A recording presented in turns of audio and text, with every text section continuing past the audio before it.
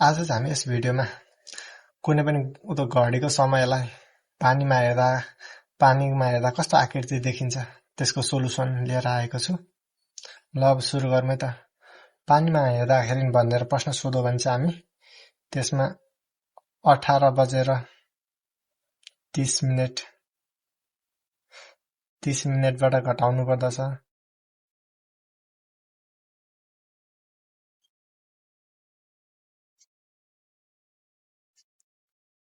पानीवाला सोधो भने जहिले पनि 18 बजेर 30 मिनेटबाट हामी घटाउनु पर्दछ। अब यहाँलाई हेर्नु कति बजेको छ, यहाँ पनि ठ्याक्क 3 बजेको छ। 3 बजेको छ भने अब हामी यसमालाई पानीमा हेर्दाखेरि कति बजे देखाउँदछ। अब 18:30बाट 3 बजे घटाउँ। 3 बजे घटाउँदाखेरि कति बन्छ, यो 30 को 30, 18 माइनस 3 15:30 हो। अब 15:30 भनेको चाहिँ कति हो, 12 बजे भनेको 12 अनि 1 13 14 15। अब 13 बजे भनेको 1 बजे, 14 भनेको 2, 15 भनेको 3 अब 30 मिनेटको 30 मिनेट 3 बजेर 30 मिनेट देखाउनु पर्दो रहेछ। यहाँबाट यो घण्टा सुई, यो मिनेट सुई। यस्तो चित्रलाई यदि क्वेसनमा सोधो भने यस्तो अप्सनवाला राइट हुन्छ रहेछ। 3:30 यसरी बनाऊँ। अब हामी यसको अर्को सोलुसन हेर्नु है त। यदि घडीमा 9 बजेर 50 मिनेट गएको छ भने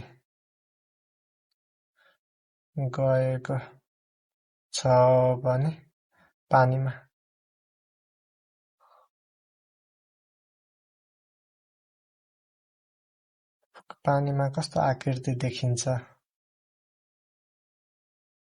पानीमा कति बज्छ भनेको होइन, कस्तो आकृति चाहिँ देखिन्छ, कस्तो देखिन्छ चाहिँ भनेको। 3 बज्दाखेरि घडीमा 3 बज्दाखेरि यो पानीमा हेर्दाखेरि चाहिँ 3 बजेर 30 मिनेटको आकृति देखिन्छ भनेको। 3 बजेर 30 मिनेट चाहिँ देखिन्छ भनेको होइन। अब 9 बज्दाखेरि हेरौँ त। अब हामीले भनेको थियौँ 18:30बाट घटाउने भनेको थियौँ। अब 18:30बाट 9:50 घटाउन त तपाईँलाई गाह्रो हुन्छ। अब यो गाह्रो हुन्छ नि। अब हामीलाई यसलाई 18लाई के गरौँ, 18लाई हामी यो 17 बजे बनाउन मिल्छ। हामी 18लाई 17 बनाऊँ। अब 17 बजे बनाउँदा नि यो 1 घण्टा भयो होइन, यहाँ 1 घण्टा फरक हो। अब यहाँ 1 आवर फरक भने 1 यो 17 मिनेट आउँदैन। अब 18मा यो अझै 1 घण्टा बाँकी रह्यो। 1 घण्टा बराबर कति हुन्छ, 60 मिनेट त हुन्छ। अनि 60 मिनेट प्लस यो 30 मिनेट 90 मिनेट। 18 बजेर 30 मिनेटलाई 17 बजेर 90 मिनेट हामी बनाउन सक्छौँ। हामी यस्तो बनाउने। अब प्लस यसलाई घटाइदिने 9:50। अब माइनस गरौँ त। 90 मा 50 गर्दाखेरि 40 मिनेट भयो। अब 17 मा 9 गर्दाखेरि 8। अब चाहिँ हामी 9 बजेर 50 मिनेट गएको छ भने पानीमा कस्तो आकृति देखिन्छ। पानीमा चाहिँ 9 बजेर 50 मिनेट गएको घडीलाई पानीमा हेर्दाखेरि चाहिँ 8 बजेर 40 मिनेट देखिन्छ। त्यसै गरी हामी यसको अर्को सोलुसन हेरौँ। अब 10 बजेर 45 मिनेट बज्दा पानीमा चाहिँ कस्तो देखिन्छ। अब यसको सोलुसन फेरि 17:90, किनकि यो यहाँ 30 भन्दा ठुलो छ। 30 भन्दा ठुलो छ भने चाहिँ यस्तो गर्दा सजिलो हुन्छ। 17:90 माइनस 10:45। अब घटाउँ। 90 मा 45 गर्दाखेरि 45। अब 17 मा 10 गर्दाखेरि 7। 10:45 बज्दा त्यसको पानीमा चाहिँ आकृति 7:45 देखिन्छ रहेछ।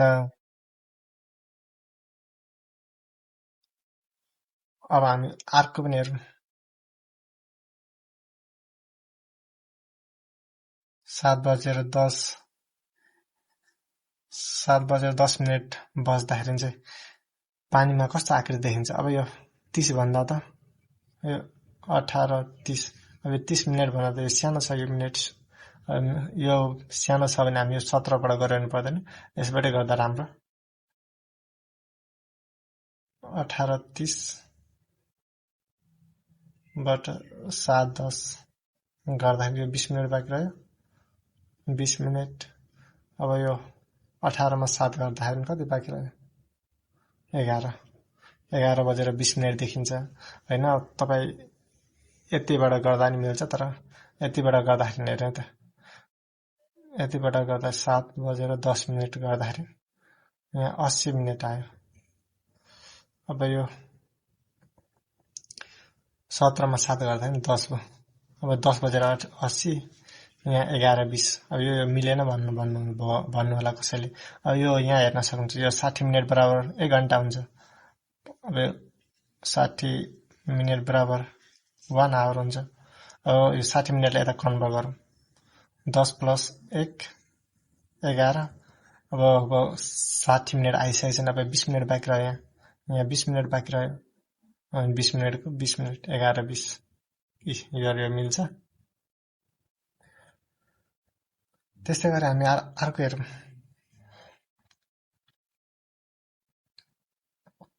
अर्को हामी 8 बज्दा, एउटा घडीमा 8 बज्दा चाहिँ त्यसको पानीमा कति बजेको आकृति देखिन्छ। हामी अब यसलाई 18:30 बाट, किनकि यो यहाँ त 0 मिनेट, यो 30 मिनेट भन्दा सानै हो, घटाउन हामीलाई सजिलो हुन्छ। अनि यो 90 हालिरहनु पर्दैन, त्यसैले हामी 30 मिनेट राख्दियौँ। अब यो 8 बजे घटाइदिउँ। -30 18 मा 10 18 मा 8 गर्दा 10:30 बजे। कुनै पनि घडीमा 8 बज्दाखेरि त्यसको पानीमा हेर्दाखेरि चाहिँ 10:30 देखिन्छ। तपाईलाई यतिसम्म त बुझ्नुभयो होला। अब तपाईहरु कतिले भन्नुहुन्छ यसलाई AM लेख्ने कि PM लेख्ने भनेर कन्फ्युज हुनुहुन्छ नि। यसमा हाम्रो एक्जाममा सोलुसन आउँदाखेरि चाहिँ AM र PM सोधिरहदैन, जस्ट यस्तो मात्रै सोध्छ।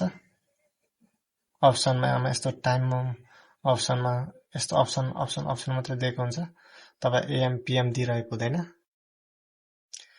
र तपाईहरुलाई यस भिडियो मन पर्यो भने एक लाइक र कमेन्टमा आफ्नो प्रतिक्रिया दिन पनि नभुल्नु होला भन्दै आज भिडियो यही अन्त्य गर्न चाहन्छु। हवस् त, धन्यवाद।